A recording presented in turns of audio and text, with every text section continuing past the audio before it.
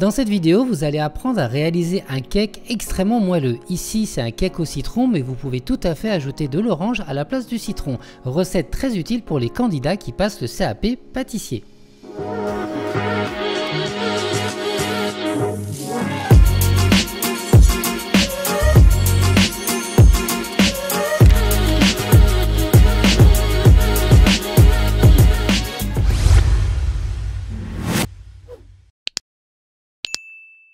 Comme à chaque fois en pâtisserie, ce qui est important, c'est être bien en place. Donc ici, on va peser tous les ingrédients en avance. Vous retrouverez toutes les quantités et infos en espace description.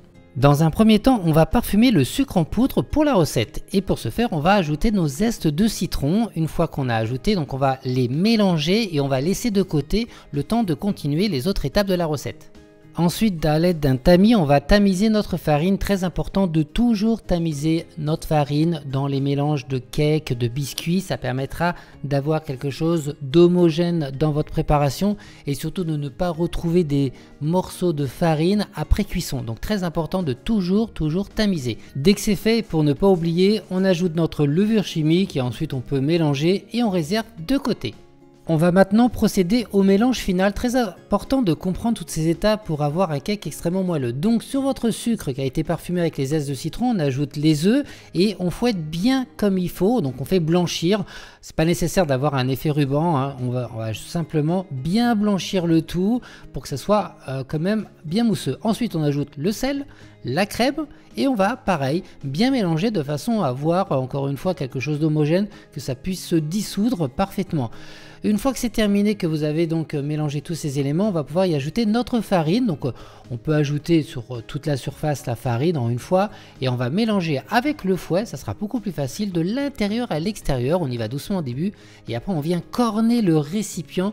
Très important de bien intégrer toute la farine. Après on fouette bien comme il faut. On peut faire cette opération dans un robot mécanique, mais il faudra bien corner le fond de récipient. Voilà, l'appareil est fait. On va maintenant préparer notre moule à cake. Donc ici j'ai un moule qui fait 20 cm de long sur 8 cm de large et 8 cm de profondeur.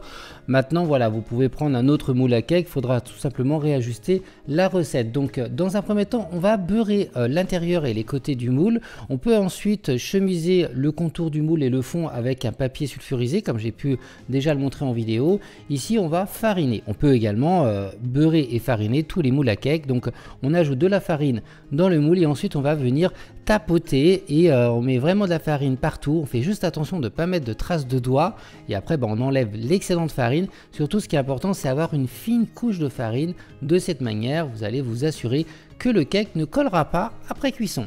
On va ensuite verser notre appareil à cake dans le moule. Donc on va essayer de remplir, si jamais vous avez beaucoup plus en quantité, on va remplir à mi-hauteur, voire un petit peu plus, mais faites attention car le cake va développer en cuisson, donc remplissez, on va dire, une bonne moitié.